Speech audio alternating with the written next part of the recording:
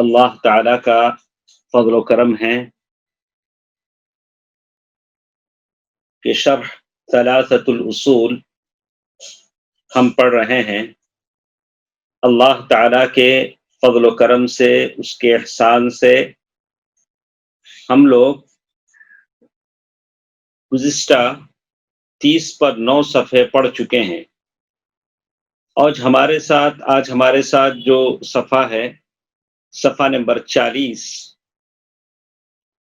یا 40 پر 1، اس لیے کہ 40 بھی ہم لوگ ختم کر چکے ہیں، جس میں توحید کی تینوں قسمیں تھیں۔ تو ہم لوگوں کو آج شرک سے پڑھنا ہے۔ اللہ تعالی ہم سب کو، ہماری نسلوں کو اللہ تعالی اس سے بچائے رکھے، سارے مسلمانوں کو۔ تو انشاءاللہ اللہ تعالی کی توفیق سے ہم شروع کریں گے صفحہ نمبر 40 پر 1 سے۔ سب سے پہلے ہم متن ٹیکسٹ پڑھتے ہیں کہ اس میں کیا چیز ہے۔ تو سب سے پہلے کہتے ہیں وَأَعْظَمُ مَا نَهَى عَنْهُ الشِّرْكُ وَهُوَ دَعْوَةُ غَيْرِهِ مَعَهُ والدليل قوله تعالى وَاعْبُدُوا اللَّهَ وَلَا تُشْرِكُوا بِهِ شَيْئًا وَأَعْظَمُ مَا نَهَى عَنْهُ الشِّرْكُ وَهُوَ دَعْوَةُ غَيْرِهِ مَعَهُ والدليل قوله تعالى وَاعْبُدُوا اللَّهَ وَلَا تُشْرِكُوا بِهِ شَيْئًا۔ اس کے بعد شیخ لکھتے ہیں کہ وَأَعْظَمُ مَا نَهَى اللَّهُ عَنْهُ، جن باتوں سے اللہ تبارک و تعالی نے منع فرمایا ہے، سب سے سختی کے ساتھ اللہ تعالیٰ نے جن باتوں سے منع فرمایا ہے، ان میں سب سے بڑا شرک ہے۔ شرک وہ شرک کہتے کسے ہیں؟ شرک کہتے کسے ہیں؟ تو کہا کہ اللہ تعالیٰ کے علاوہ کسی کو اپنی پکار میں اور دعا میں اللہ کے ساتھ اس کو شریک کرنا۔ جیسے بہت سارے ہیں، بات پر کہتے ہیں یا علی مشکل کشا، یا غوث المدد، یعنی یہ ساری چیزیں صرف اور صرف اللہ تعالی سے مانگی جاتی ہیں۔ اس کی دلیل کیا ہے؟ والدلیل، اس کی دلیل کیا ہے کہ ایسا کہنا شرک ہے۔ آپ کسی سے بھی کہیں گے کہ آپ ایسا مت کیجئے، ایسا شرک ہے، تو وہ لوگ کہیں گے کہ اس کی دلیل کیا ہے؟ تو آپ کو دلیل دینا پڑے گا، اور دلیل کے طور پر انہوں نے یہاں ذکر کیا ہے سورۃ آل عمران، سورۃ النساء آیت نمبر 30 پر 6 ہمارے ساتھ ہے، جو دلیل کے طور پر یہاں پیش کی گئی ہے، اور ایک بڑی آیت کا ایک ٹکڑا ہے، سورۃ النساء آیت نمبر 30 پر 6۔ اللہ تبارک و تعالیٰ کا ارشاد ہے وَاعْبُدُوا اللَّهَ وَلَا تُشْرِكُوا بِهِ شَيْئًا وَبِالْوَالِدَيْنِ إِحْسَانًا وَبِذِي الْقُرْبَى وَالْيَتَامَى وَالْمَسَاكِينِ وَالْجَارِ ذِي الْقُرْبَى وَالْجَارِ الْجُنُبِ والصاحب بالجنب وابن السبيل وما ملكت أيمانكم إن الله لا يحب من كان مختالا فخورا۔ سورۃ النساء آیت نمبر 30 پر 6۔ اللہ تبارک و تعالی اس آیت میں ارشاد فرماتے ہیں اور اللہ تعالیٰ کی عبادت کرو، وَاعْبُدُوا اللَّهَ وَلَا تُشْرِكُوا بِهِ شَيْئًا، اور اس کے ساتھ کسی کو شریک نہ کرو، اور ماں باپ کے ساتھ سلوک و احسان کرو، اور رشتہ داروں سے اور یتیموں سے اور مسکینوں سے اور قرابت داروں سے، قرابت دار ہمسائے سے اور اجنبی ہمسائے سے اور پہلو کے ساتھی سے اور راہ کے مسافر سے اور ان سے جن کے مالک تمہارے ہاتھ ہیں، غلام، کنیز۔ یقیناً اللہ تعالی تکبر کرنے والوں اور شیخی بگاڑنے والوں کو پسند نہیں کرتا۔ یہ سورۃ النساء کی آیت تھی، شیخ نے اس کو دلیل کے طور پر پیش کیا۔ یہ اصل متن ہے جو ہم نے پڑھا ہے۔ اس کے بعد چلیے ہم نیچے فٹ نوٹ میں دیکھتے ہیں کہ جہاں نمبر 1 لگا ہوا ہے فٹ نوٹ میں، اس کو آپ پڑھیں، جسے کہتے ہیں اعظم ما نہى اللہ عنہ الشرک، اعظم ما نہى اللہ عنہ الشرک، سب سے بڑی چیز جس سے اللہ تبارک و تعالیٰ نے منع کیا ہے وہ شرک ہے۔ وذالک، اور اس لیے لأن اعظم الحقوق هو حق اللہ عز وجل، سبحان اللہ، اس لیے کہ سب سے بڑا حق اللہ عز وجل کا ہے۔ تو جب انسان اللہ تعالی کے حق ہی میں کوتاہی اور کمی کا مرتکب ہوتا ہے تو بہت سارے حقوق کو وہ کیسے ادا کر سکے گا؟ بیوی کے حق ہیں، بچوں کے حق ہیں، ماں باپ کے حق ہیں، پڑوسی کے حق ہیں، غیر مسلموں کے حق ہیں، اپنے مسلمانوں کے حق ہیں۔ جو شخص اللہ کے حق میں خیانت کرنے والا ہے وہ دوسرے کے حقوق ادا نہیں کرے گا۔ یہی بات کہتے ہیں فَإِذَا، جب انسان اللہ تعالی کے حق میں کوتاہی کرتا ہے، دوسرے حقوق کی وہ بہت زیادہ کوتاہی کرتا ہے، وَهُوَ تَوْحِيدُ اللَّهِ عَزَّ وَجَلَّ، اللہ تبارک و تعالیٰ نے اسی لیے قرآن میں کہا، سورۃ لقمان آیت نمبر 13، جس میں اللہ تعالیٰ نے کہا وَإِذْ قَالَ لُقْمَانُ لِابْنِهِ وَهُوَ يَعِظُهُ يَا بُنَيَّ لَا تُشْرِكْ بِاللَّهِ إِنَّ الشِّرْكَ لَظُلْمٌ عَظِيمٌ۔ سورۃ لقمان آیت نمبر 13۔ اور جب کہ لقمان نے نصیحت کرتے ہوئے اپنے بیٹے سے فرمایا کہ میرے پیارے بچے، یا بنی، اے میرے پیارے بچے، اللہ کے ساتھ کسی کو شریک نہ کرنا، بے شک شرک بڑا بھاری ظلم ہے۔ یہ سورہ لقمان کی آیت ہے، آیت نمبر 13۔ تو معلوم یہ ہوتا ہے کہ اللہ تبارک و تعالیٰ کے ساتھ آدمی شرک کرتا ہے تو یہ بڑے گناہ کا انسان مرتکب ہوتا ہے۔ تو ایک آیت انہوں نے پیش کیا، اس کے بعد اور ایک آیت ہے۔ تمام آیتیں آپ کو اور مجھے بتاتی ہیں کہ اللہ کے ساتھ شرک کرنے والا، اللہ کے حق میں کوتاہی کرنے والا، دوسرے حقوق کی پامالی وہ کرتا ہے۔ تو اللہ تبارک و تعالیٰ نے ایک سورہ لقمان کی آیت نمبر 13 اور آگے چل کر ایک آیت ہمارے ساتھ ہے، سورۃ النساء آیت نمبر 40 پر 8، جس میں اللہ تعالیٰ نے کہا وَمَن يُشْرِكْ بِاللَّهِ فَقَدِ افْتَرَىٰ إِثْمًا عَظِيمًا، اور جس نے اللہ کے ساتھ کسی کو شریک بنایا اس نے بہتان باندھا اور بہت بڑے گناہ کا کام کیا۔ سورۃ النساء آیت نمبر 40 پر 8۔ اور آگے آپ دیکھیں گے اللہ تعالیٰ نے سورۃ النساء آیت نمبر 116 میں کہا وَمَن يُشْرِكْ بِاللَّهِ فَقَدْ ضَلَّ ضَلَالًا بَعِيدًا، اور جس نے کسی کو اللہ کا شریک ٹھہرایا تو وہ گمراہی میں دور تک چلا گیا۔ اور اسی طرح اللہ تبارک و تعالیٰ نے سورۃ المائدہ آیت نمبر 72، جس میں اللہ تعالیٰ نے کہا إِنَّهُ مَن يُشْرِكْ بِاللَّهِ فَقَدْ حَرَّمَ اللَّهُ عَلَيْهِ الْجَنَّةَ وَمَأْوَاهُ النَّارُ وَمَا لِلظَّالِمِينَ للظالمين من أنصار. سورة المائدہ آیت نمبر 72.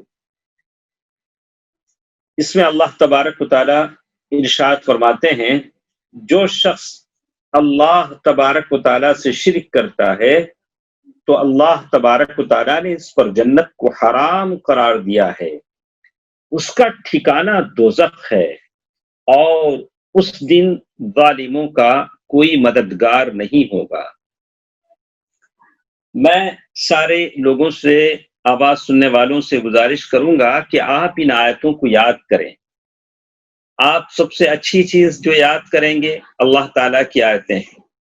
میں اسی لیے سارے آواز سننے والوں سے کہتا ہوں کہ یہ اللہ کا کلام ہے، اس کی یاد کرنے پر آپ کو اللہ ثواب دے گا۔ ان آیتوں کو آپ قرآن مجید میں ڈھونڈیں اور اوپر موضوع ٹاپک لکھیں کہ شرک کی مذمت میں قرآن میں آیتیں کہاں کہاں ہیں۔ آپ نے کبھی ٹرینوں میں یا فلائٹ میں یا بسوں میں جاتے ہوئے دیکھا ہوگا کہ غیر مسلمان جو ہیں، غیر مسلم جو لوگ ہیں، ان کے اپنے بیگوں میں جو بوڑھی عورتیں ہوتی ہیں یا مرد ہوتے ہیں، کچھ کتابیں، چھوٹی موٹی کتابیں ہوتی ہیں جن کو ان کے پیروں نے، فقیروں نے یا ان کے دیوتا نام نہاد لوگوں نے دیا ہے۔ اس میں بہت سارے ان کے دیوتاؤں کے نام لکھے ہوتے ہیں۔ ان ناموں کا وہ لوگ ورد کرتے ہیں، ورد بار بار پڑھتے ہیں، ان ناموں کو جپتے ہیں اور سمجھتے ہیں کہ اس میں ثواب ہے۔ جب وہ لوگ اپنے اس باطل عبادت میں اتنا شوق پورا کرنے والے ہیں تو پھر آپ اور ہم ایسی کتاب کی آیتوں کو کیوں یاد نہ کریں جن کے بارے میں اللہ نے کہا اِنَّا نَحْنُ نَزَّلْنَا الذِّكْرَ وَإِنَّا لَهُ لَحَافِظُونَ۔ جس کے کہا کہ ایسی کتاب ہے جس کے باطل آ نہیں سکتا، تو قرآن مجید کی آیتوں کو یاد کرنا آپ کے اور میرے لیے ثواب کا باعث ہے۔ اسی لیے عثمان غنی رضی اللہ تعالیٰ عنہ نے فرمایا کہ اللہ سے آپ کو کتنی محبت ہے یہ کیسے پہچانا جائے گا؟ قرآن سے جتنی محبت آپ کو ہے اتنی محبت اللہ سے آپ کو ہے۔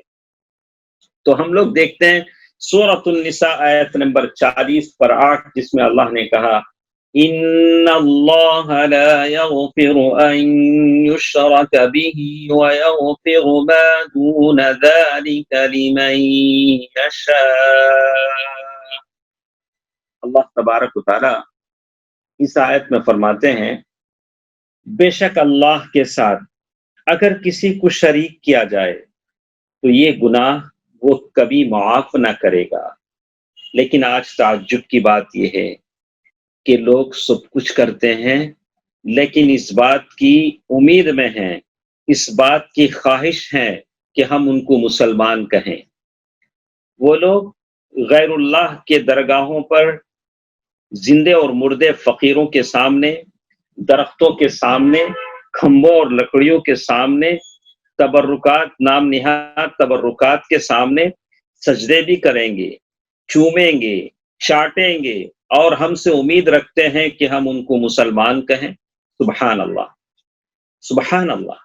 ہم ان کو مسلمان کیسے کہہ سکتے ہیں جب قرآن نے نہیں کہا؟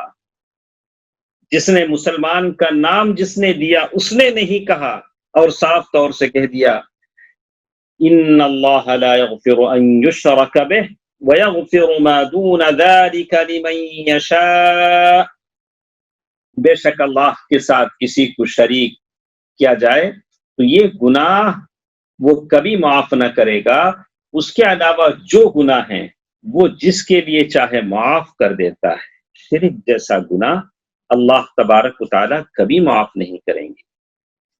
یہ تو تھی قرآن مجید کی آیتیں، آپ اسے یاد کریں۔ اس لیے کبھی بھی آپ کسی کے ساتھ کہیں گے کہ دیکھیے آپ کا اس طرح قبر کا طواف کرنا یہ مشرک بنا دیتا ہے، آپ کا یہاں سجدے کرنا اللہ کے علاوہ مشرک بنا دیتا ہے، تو وہ آپ سے دلیل پوچھیں گے تو آپ قرآن مجید کی یہ دلائل دیں۔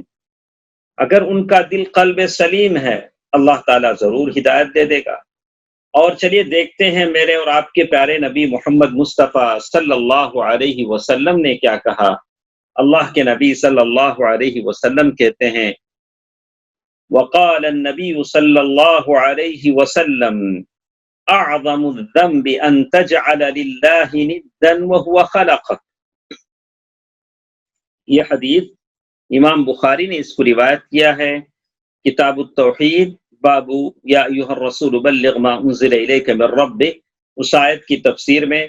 امام مسلم نے بھی اس کو روایت کیا ہے کتاب الایمان میں کون الشرک اقبح الذنوب، شرک سب سے بدترین گناہ ہے.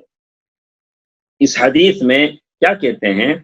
اعظم الذنب، سب سے بڑا گناہ یہ ہے کہ تو اللہ کے ساتھ کسی کو شریک بنا دے، حالانکہ اس نے تجھ کو پیدا کیا ہے، اللہ نے پیدا کیا ہے، اللہ کے ساتھ کسی کو شریک کر رہا ہے، تو اس سے بڑھ کر گناہ کیا ہو سکتا ہے؟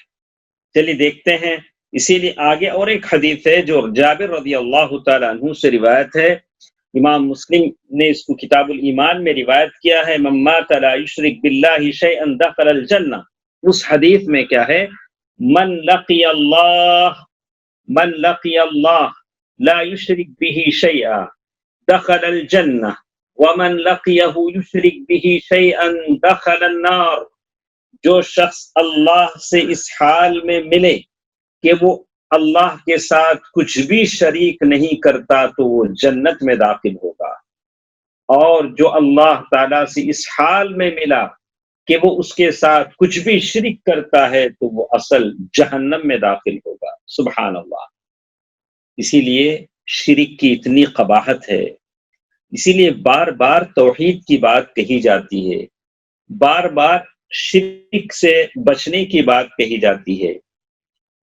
تو اسی لیے ہم اپنے گھروں میں، اپنے خاندان میں کوشش کریں کہ شرک ہرگز داخل نہ ہو، اس لیے کہ اخفا من دبیب النمل، شرک بڑے ہی دبے پاؤں سے ہمارے گھروں میں داخل ہوتا ہے، ہم کو محسوس بھی نہیں ہوتا شرک کیسے کیسے دروازوں سے ہمارے گھروں میں داخل ہوتا ہے. اسی لیے شرک کے جو منافذ ہیں، جو دروازے ہیں، اسے بند کریں، بھلے وہ تعویذ کے دروازے سے داخل ہو، بھلے کسی دیوار پر لٹکانے والی کسی اور چیز کے ذریعے سے داخل ہو، چاہے آپ کے باتوں میں داخل ہو، آپ کے اعمال میں داخل ہو. سبحان اللہ. اللہ سے بار بار بچنے کی دعا کریں. چلیے اس کے بعد ہم پڑھتے ہیں صفحہ نمبر 40 پر 2. صفحہ نمبر 40 پر 2 میں پہلے ہم اوپر کی عبارت چھوڑ کر پہلے نیچے کی وہ فٹ نوٹ مکمل کر لیتے ہیں، اس لیے کہ یہ فٹ نوٹ کا تعلق ہے پیج نمبر 41 سے، 40 پر 1 سے. اس کو پہلے مکمل کر کے پھر ہم اوپر کی طرف جاتے ہیں. تو اس کہتے ہیں کہ وقال النبی صلی اللہ علیہ وسلم، شرک کی قباحت میں ایک اور حدیث یہاں انہوں نے بیان کیا. شیخ نے کہا من مات وهو يدعو من دون اللہ ندا دخل النار، رواہ البخاری. اس کہتے ہیں کہ جس شخص نے من مات وهو يدعو، جو شخص اس حال میں مرا، جس شخص کی موت اس حال میں ہوتی ہے اللہ جل شانہ کے علاوہ کسی اور کو شریک بنا کر وہ پکارتا ہے تو وہ آتش جہنم میں گرے گا. سبحان اللہ. آپ میرے لیے، اپنے آپ کے لیے، ہماری آئندہ نسلوں کے لیے، سارے مسلمانوں کے لیے دعا کریں کہ ہم سب کی موت توحید پر آئے، کلمہ شہادہ پر آئے، لا الہ الا اللہ محمد الرسول اللہ. اسی لیے آدمی کو ہمیشہ شرک سے بچنے کی دعا کرتے رہنا چاہیے. تو اس کے بعد وہ کہتے ہیں، ان چیزوں کے پیش کرنے کے بعد کہتے ہیں وَاسْتَدَلَّ الْمُؤَلِّفُ رَحِمَهُ اللَّهُ تَعَالَى. وَاسْتَدَلَّ الْمُؤَلِّفُ، استدلال کیا ہے، یعنی دلیل کے طور پر پیش کیا ہے مؤلف نے. مؤلف کہتے ہیں رائٹر، ان کو جنہوں نے کتاب کو کمپوز کیا، یعنی کتاب کو جمع کیا ہے، وہ ہیں شیخ محمد بن عبد الوہاب رحمہ اللہ. امام محمد بن عبد الوہاب رحمہ اللہ نے اللہ تبارک و تعالیٰ کی عبادت کا جو آیت پہلی آیت ہم نے پڑھی وَاعْبُدُوا اللَّهَ وَلَا تُشْرِكُوا بِهِ شَيْئًا، سورۃ النساء کی لمبی آیت کا پہلا حصہ 30 پر 6، اس آیت سے شیخ نے استدلال کیا ہے، بطور استدلال کے دلیل کی اس آیت کو پیش کیا ہے۔ اس آیت میں کیا ہے؟ فَأَمَرَ اللَّهُ سُبْحَانَهُ وَتَعَالَى بِعِبَادَتِهِ وَنَهَى عَنِ الشِّرْكِ۔ اللہ تبارک و تعالیٰ نے اس آیت میں اپنی عبادت کا حکم دیا ہے۔ امر کے معنی حکم دینا۔ اللہ تبارک و تعالیٰ نے اس آیت میں اپنی عبادت کا حکم دیا ہے، اور وَنَهَى عَنِ الشِّرْكِ بِهِ، اللہ تبارک و تعالیٰ نے شرک سے منع کیا ہے۔ اور آگے وہ کہتے ہیں وَهَذَا يَتَضَمَّنُ، شیخ نے جو استدلال کیا ہے وہ اس بات کو ثابت کرتا ہے اثبات العبادت للہ وحدہ، یعنی ساری عبادتیں اللہ تبارک و تعالیٰ کے لیے ہیں، ساری عبادتیں اکیلے اللہ تبارک و تعالیٰ کے لیے ہیں۔ اسی لیے شیخ نے اس حدیث سے استدلال کیا ہے۔ اور آگے وہ کہتے ہیں فَمَن لَّمْ يَعْبُدُ اللَّهَ، اور جو شخص اللہ تبارک و تعالیٰ کی عبادت نہ کرے۔ غور سے سنیں، یہ چیز غور سے سننے کے قابل کی ہے، اور اس میں بہت ساری باتیں ہیں جس پر مجھے اور آپ کو توجہ دینے کی ہیں۔ پہلا آدمی جو اللہ تبارک و تعالیٰ کی عبادت نہ کرے وَهُوَ كَافِرٌ مُسْتَكْبِرٌ، پہلا وہ آدمی جو اللہ تبارک و تعالیٰ کی عبادت نہ کرے وہ کافر ہے، اور ساتھ ساتھ متکبر ہے۔ جیسے فرعون نے تکبر نہیں کیا، فرعون نے ایمان کافر تھا، ایمان نہیں لایا، متکبر تھا، وہ تو یہ کہتا تھا کہ میں میرے علاوہ تمہارا کوئی معبود نہیں پاتا۔ تو فَمَن لَّمْ يَعْبُدِ اللَّهَ، جو شخص اللہ تعالیٰ کی عبادت نہ کرے وہ کافر ہے، مستکبر ہے، متکبر ہے۔ دوسرا وہ آدمی وَمَنْ عَبَدَ اللَّهَ وَعَبَدَ مَعْهُ غَيْرَهُ فَهُوَ كَافِرٌ مُشْرِكٌ، جو اللہ تبارک و تعالیٰ کی عبادت کرتا ہے اور ساتھ ساتھ دوسروں کی عبادت بھی کرتا ہے، وہ شخص کافر ہے، مشرک ہے، العیاذ باللہ۔ اس میں بہت سارے ہیں، نام نہاد مسلمان بہت سارے ہیں جو اللہ تعالیٰ کی عبادت میں دوسروں کو شریک کرتے ہیں، اور اس بات کی امید بھی رکھتے ہیں کہ ہم ان سے کہیں کہ آپ بڑے پکے مسلمان ہیں۔ وَمَنْ عَبَدَ اللَّهَ وَحْدَهُ، جو صرف اکیلے اللہ کی عبادت کرتا ہے، اسی کو معبود مانتا ہے، اسی کو مسجود مانتا ہے، اسی سے مرادیں مانگتا ہے، نظر و نیاز، عبادتیں، استغاثہ، استعانہ، اور اسی اللہ تبارک و تعالیٰ پر توکل رکھتا ہے، محبت کرتا ہے، التجا کرتا ہے، وَهُوَ مُسْلِمٌ مخلص، ایسا آدمی مسلمان ہے، مخلص ہے۔ اللہم اجعلنا منہم، اللہ تعالی ہم سب کو ایسے لوگوں میں سے بنائے۔ تو اس طرح سے 3 ٹائپ کے لوگ ہمارے ساتھ ہیں، سبحان اللہ۔ جو شخص اللہ کی عبادت نہیں کرتا وہ کافر ہے، مستکبر ہے۔ وَمَنْ عَبَدَ اللَّهَ وَعَبَدَ مَعْهُ غَيْرَهُ، جو اللہ کی عبادت کرتا ہے اس کے ساتھ کسی اور کی بھی عبادت کرتا ہے وہ کافر ہے، مشرک ہے۔ وَمَنْ عَبَدَ اللَّهَ وَحْدَهُ، اور جو شخص صرف اللہ تبارک و تعالیٰ کی عبادت کرتا ہے وہ مسلمان ہے، مخلص ہے۔ تو اس طرح سے تینوں چیزیں آپ لکھیں اور آپ اچھی طرح سمجھ جائیں گے کہ کس کو کیا نام دینا ہے، اس لیے کہ ہم دنیا میں دیکھتے ہیں کہ کون کیا کر رہا ہے، اسی حساب سے ہم اس کو ٹائٹل دیں گے، نام دیں گے۔ اب اس کے بعد ہم پڑھتے ہیں، دیکھیے اس کے بعد ایک اور چیز شیخ نے یہاں ذکر کیا، وَالشِّرْكُ نَوْعَانِ، یہ تو ہم جانتے ہیں، پھر ایک بار ہم پڑھیں گے، اِذَا تَكَرَّرَ الْكَلَامُ تَقَرَّرَ فِي الْقَلْبِ، جب بات دہرائی جاتی ہے تو دل میں بیٹھ جاتی ہے، سبحان اللہ۔ کہا کہ والشرک نوعان شرک اکبر وشرک اصغر، شرک دو ٹائپ کا ہوتا ہے، اور شرک کسے کہتے ہیں آپ نے پیج نمبر 40 پر 1 میں آپ سمجھ چکے ہیں، وَهُوَ دَعْوَةُ غَيْرِهِ مَعَ، یعنی اللہ تبارک و تعالیٰ کے ساتھ کسی اور کو آدمی پکارتا ہے، کسی اور کو اس کی عبادت میں شریک ٹھہراتا ہے، تو وہ شرک ہے، جیسے آپ نے کہا، اور یہاں شیخ نے کتاب میں کہا کہ غیر اللہ کو اپنی پکار اور دعا میں کسی اور کو اگر کوئی شامل کر لیتا ہے، جس کے لیے انہوں نے قرآن مجید سے سورۃ النساء آیت نمبر 30 پر 6 بطور دلیل کے پیش کیا، تو اس سے معلوم ہوتا ہے کہ شرک دو ٹائپ کا ہوتا ہے۔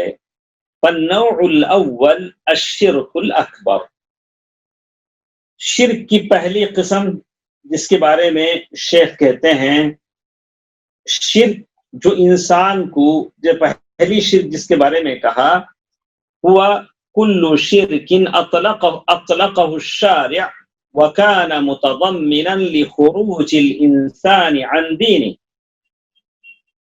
بڑا شرک، اور یہ وہ شرک ہے الشرک الاکبر، بڑا شرک، یہ وہ شرک ہے جو انسان کو اس کی دین اسلام سے باہر کر دیتا ہے، سبحان اللہ، لخروج الانسان عن دینه العیاذ باللہ، انسان کو اس کے اس دین سے باہر کر دیتا ہے۔ یعنی شارع کسے کہتے ہیں؟ اللہ کے رسول صلی اللہ علیہ وسلم، شارع نے یہاں شرک کا اطلاق جو کیا ہے، شرک اکبر کیا ہو تو ایسا عمل سراسر اصل ایمان کے منافی ہے، یعنی سرے سے آدمی کا ایمان ختم ہو جاتا ہے، وہ شرک اکبر ہے، آدمی دین سے نکل کر بے دین ہو جاتا ہے، بڑا شرک جس میں آدمی دین سے نکل کر بے دین ہو جاتا ہے۔ اور دوسری چیز اس کے بارے میں کہا الشرک الاصغر، چھوٹا شرک کیا ہوتا ہے؟ وَهُوَ كُلُّ عمل قولی او فعلی، یعنی وہ سارے اعمال، چاہے وہ قولی ہوں یا فعلی ہوں، قول جو آپ کی زبان سے نکلے، فعل جو آپ کے اعضاء و جوارح سے نکلے، جس کو ہم عمل کہتے ہیں، جس پر شارع نے، اللہ کے نبی صلی اللہ علیہ وسلم نے جو شرک کا، چھوٹے شرک کا اطلاق کیا ہو، تو شرک کی یہ قسم انسان کو دین سے باہر نہیں نکالتی، مگر انتہائی خطرناک چیز ہے، اس لیے کہ بار بار آدمی چھوٹا شرک بھی اگر کرتا ہے تو وہ بھی دین سے ہاتھ دھو بیٹھتا ہے، آدمی دین سے باہر ہو جاتا ہے، اسے احتیاط، اسے اس بات کا احساس بھی نہیں ہوتا کہ میں دین سے نکل چکا ہوں، جیسے اللہ تبارک و تعالیٰ نے کہا ان اللہ لا یغفر ان یشرک بہ ویغفر ما دون ذلک لمن یشاء، اس لیے آدمی کو بچنا چاہیے، چاہے چھوٹا شرک ہو چاہے بڑا شرک ہو، آدمی کو اس سے بچنا چاہیے۔ ہم لوگوں نے گزشتہ درسوں میں آپ کے ساتھ بہت ساری باتیں ہم نے آپ کو بتائی ہیں کہ چھوٹا شرک کیا ہوتا ہے، چھوٹے شرک کی مثالیں کیا ہیں، تو میری آواز سننے والوں میں کوئی مجھے لکھ سکتے ہیں کہ چھوٹے شرک کی 2 مثالیں مجھے دیں، تاکہ میں سمجھ سکوں کہ سارے لوگ ہمارے ساتھ ہیں، سن رہے ہیں، سمجھ رہے ہیں۔ چھوٹے شرک کی 2 مثالیں۔ پہلی مثال، تو ہم کہتے ہیں کہ شرک کی 2 قسمیں ہیں، ایک بڑا شرک، ایک چھوٹا شرک، اس کی دونوں الگ الگ تعریفیں آپ اور ایک مرتبہ اچھی طرح کتاب میں دیکھ لیں، کتاب میں دیکھ کر اس کی مثالیں الگ الگ لکھ لیں، لکھ کر اسے اور اچھی طرح سمجھنے کی کوشش کریں۔ پھر ہم اوپر چلتے ہیں اصل متن کی طرف، پیج نمبر 42 صفحہ نمبر 40 پر 2، ہم لوگ اصل متن کی طرف اوریجنل ٹیکسٹ کو پھر ایک بار پڑھتے ہیں۔ فَإِذَا قِيلَ لَكَ مَا الْأُصُولُ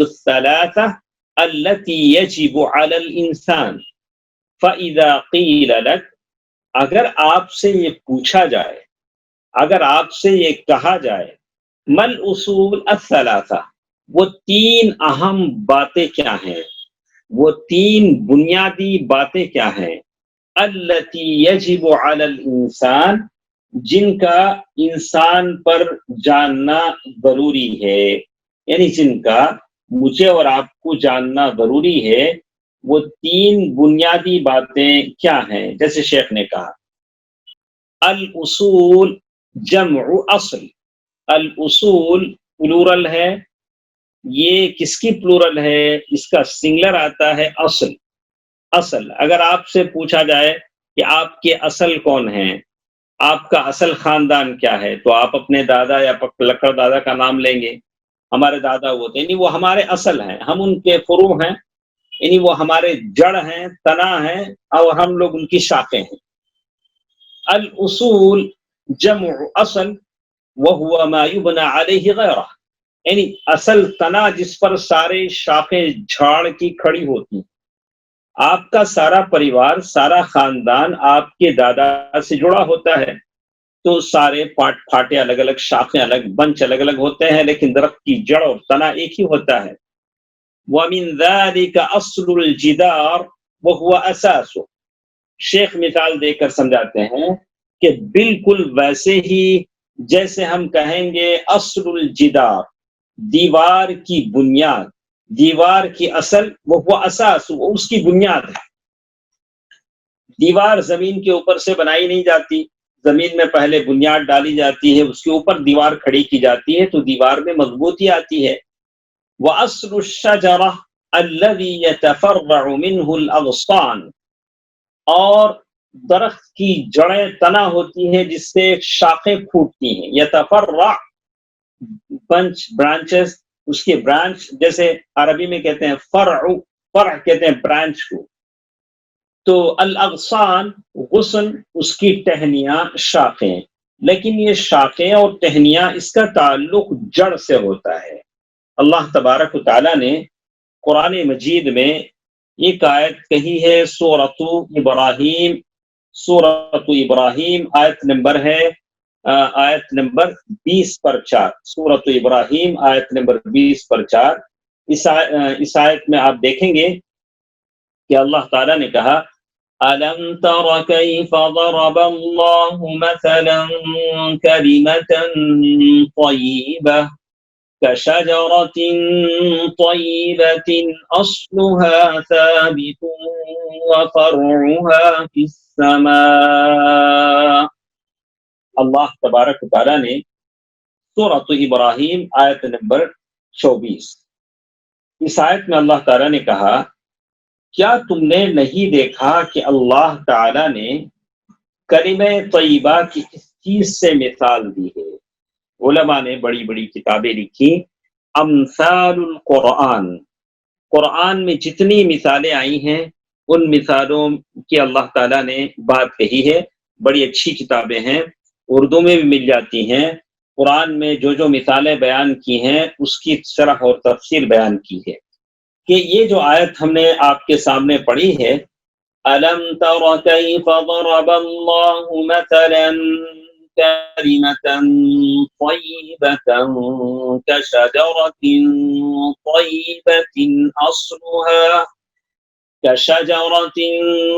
طَيِّبَةٍ أَصْلُهَا ثَابِتٌ وَفَرْعُهَا فِي السَّمَاءِ۔ سورۃ ابراہیم آیت نمبر 24۔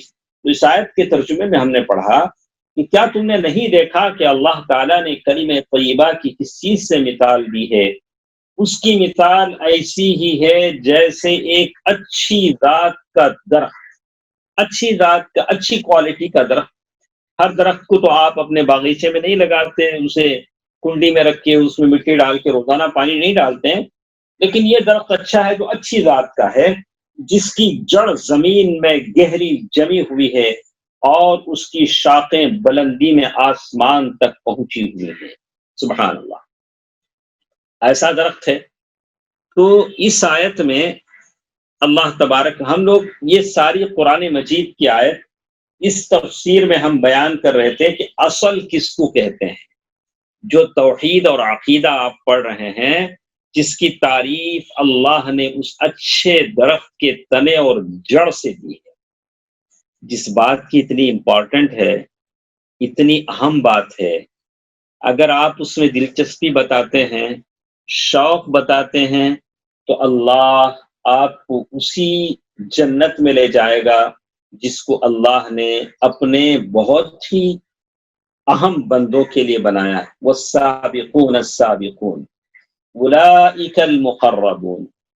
اللہ تعالیٰ کی توحید اور عقیدے کی علم کو آپ امپورٹنٹ دیں گے تو اللہ آپ کو اہمیت دے گا کہ یہ میرے بندے اور بندیاں ہیں جو مجھے، میرے قرآن کو، میرے علم کو اہمیت دیتے۔ چونکہ ہم اتنی غفلت، اتنی نیگلنسی برتتے ہیں قرآن سے، نمازوں سے، ہماری نمازیں ساری کی ساری بے روح ہیں، نمازوں میں تو کوئی جان ہے نہیں، سجدے ایک طرف، رکوع ایک طرف، اذکار ایک طرف، تو ویسے ہی ہماری قدر و قیمت بھی اللہ تعالیٰ کے سامنے ہوتی ہے۔ آگے چل کر پیج نمبر 43 جس میں شیخ لکھتے ہیں، پیج نمبر 40 پر 3، اس میں شیخ لکھتے ہیں، ہم لوگ وہاں سے پڑھتے ہیں کا فَإِذَا قِيلَ لَكَ، پیج نمبر 42 سے جو ورجنل ٹیکسٹ ہے اسے ہم تسلسل کے ساتھ پڑھتے ہیں۔ فَإِذَا قِيلَ لَكَ، پس جب آپ سے کہا جائے، مَلْ اصول الثلاثہ، وہ کیا اہم بنیادی باتیں ہیں، 3 باتیں، التی، جس کا، یجب، ضروری ہے، علی الانسان، انسان پر، معرفتها، جاننا، سبحان اللہ، فقل، تو آپ کہیں، معرفت العبد ربہ، پہلی بات، شیخ نے پہلی بات ہی کی طرف اشارہ کر کے کہا اگر آپ سے سوال ہو کہ وہ کیا 3 چیزیں ہیں جن کی پہچان ضروری ہے ہر انسان پر، تو آپ یہ کہیے بندے کا، بندی کا اپنے رب پروردگار کے تعلق سے پہچان حاصل کرنا، سبحان اللہ، معرفت العبد ربہ، اللہ کے بندے اور بندی کا اپنے رب کو پہچاننا، یہ بہت ضروری چیز۔ آج گناہ، معصیتیں، فسق و فجور، فحاشی اور عیش پرستی اور گناہ جو کچھ بھی ہوتے ہیں اس لیے ہوتے ہیں کہ بندوں نے رب کو پہچانا نہیں۔ چلیے ہم نیچے کی عبارت دیکھتے ہیں، وَهَذِهِ الْأُصُولُ الثَّلَاثَةُ، یہ 3 باتیں جس کی طرف شیخ آئندہ اشارہ کرنے والے ہیں، یشیر بها المصنف، شیخ اشارہ کرتے ہیں ان 3 سوالوں کی طرف جو خبر میں بندہ یا بندی سے پوچھے جائیں گے، التی یسأل عنها الانسان فی قبرہ، قبر میں اللہ تعالیٰ پوچھیں گے، من ربک وما دینک ومن نبیک، من ربک وما دینک ومن نبیک، اللہ تبارک و تعالی تینوں تعلق سے آپ کو پوچھیں گے۔ اللہ تبارک و تعالیٰ کہیں گے من ربک، تمہارا رب کون ہے، ما دینک، کہ تمہارا دین کیا ہے، من نبیک، تمہارے نبی کون ہیں۔ تو اسی لیے شیخ نے اسی کی طرف اشارہ کیا، یہ 3 چیزوں سے مراد شیخ کی یہی ہے۔ پھر آگے ہم پڑھتے ہیں اس کا فٹ نوٹ نمبر 1، اورد المؤلف رحمہ اللہ، اوردہ کے معنی بیان کیا ہے۔ المؤلف کون ہے؟ یہ مؤلف جب ہم کہتے ہیں تو اس سے مراد کیا ہے؟ ہم کہتے ہیں لکھنے والے، بیان کرنے والے۔ دو بڑے بڑے علماء مشائخ ہمارے ساتھ ہم پڑھ رہے ہیں، وہ شیخ محمد بن عبد الوہاب رحمہ اللہ کی ہے، اور نیچے کا فٹ نوٹ جو ہم پڑھ رہے ہیں وہ شیخ کس کا ہے؟ مجھے بولیے وہ کس کا ہے یہ فٹ نوٹ؟ وہ ہے شیخ محمد بن صالح العثیمین، شیخ محمد بن صالح العثیمین، اللہ تعالیٰ ان کی مغفرت فرمائے، شیخ محمد بن صالح العثیمین غفر اللہ لہ ولوالدیہ وللمسلمین۔ تو فٹ نوٹ شیخ فضیلت الشیخ العلامہ محمد بن صالح العثیمین کا ہے، اور اوپر جو ہم ورجنل ٹیکسٹ پڑھتے ہیں وہ شیخ محمد بن عبد الوہاب رحمہ اللہ کا ہے۔ تو اللہ تعالیٰ کتنی بڑی سعادت آپ کو دے رہے ہیں کہ آپ ان دونوں بڑے بڑے علماء جو اللہ کے پاس جا چکے ہیں ان کی کتاب آپ پڑھ رہے ہیں، یہ اللہ تعالیٰ کی توفیق ہے۔ تو کہتے ہیں کہ اورد المؤلف رحمہ اللہ، شیخ نے جب اس کو بیان کیا ہے بصیغۃ السؤال، سوال کے انداز میں، سوال کے انداز میں، فَإِذَا قِيلَ لَكَ، جب آپ سے پوچھا جائے کہ کون سی تین چیزیں ایسی ہیں جس کا جاننا ہر مسلمان پر واجب ہے۔ کیوں شیخ نے اس انداز میں بیان کیا، کوشچن کے انداز میں کیوں اس کو لکھا اپنی کتاب میں؟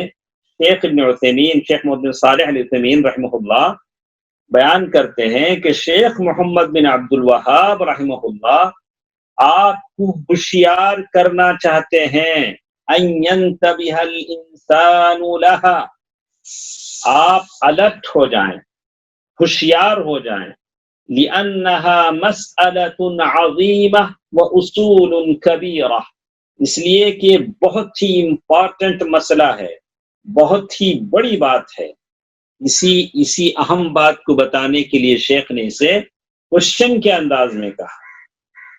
وَإِنَّمَا قال، شیخ کہتے ہیں إِنَّ هَذِهِ الْأُصُولُ الثَّلَاثَةَ، یہ تین جو بنیادی باتیں ہیں، التي يجب على الانسان معرفتها، انسان پر اس کا جاننا واجب ہے، هي الاصول،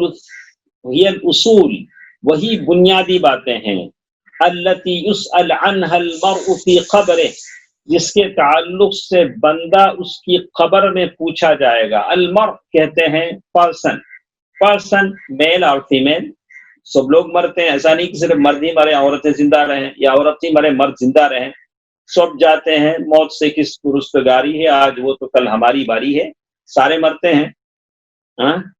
تو کہا یسأل عنها المرء فی قبرہ، بندہ اس کی قبر میں پوچھا جاتا ہے، بندہ یا بندی، اذا دفن، جب اسے دفن کیا جاتا ہے، وتولى عنه اصحابه، اس کے دفنانے والے جب وہاں سے رخ پھیر کر چلے آتے ہیں۔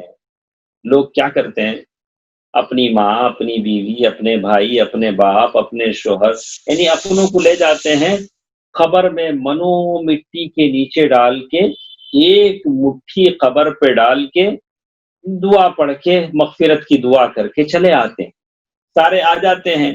تب کیا ہوتا ہے، وہاں دو فرشتے آتے ہیں، اتاہ ملکان، دو فرشتے آتے ہیں، ملک فرشتے اللہ تبارک و تعالیٰ کی مخلوق ہیں۔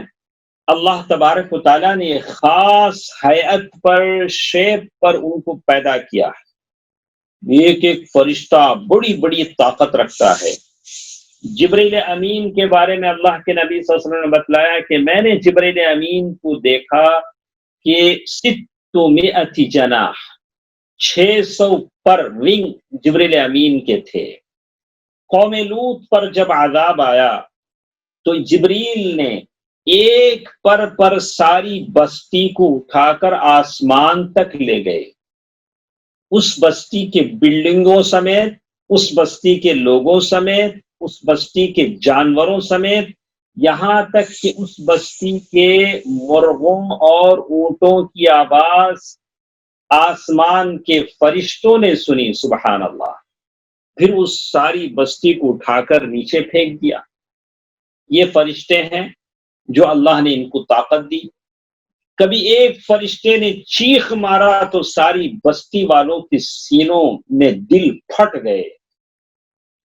اسی لیے اللہ کے نبی صلی اللہ علیہ وسلم فرمایا اذن لی ان اتحدث، اللہ نے مجھے اجازت دی کہ میں عرش اٹھانے والے فرشتے سے بات کروں، میں ملاقات کروں۔ تو میں نے دیکھا کہ اس کی کان کی لول کی اور گردن کے بیچ میں اتنا ڈسٹنس ہے، جس نے کہا کہ 700 سال کی مسافت ہے۔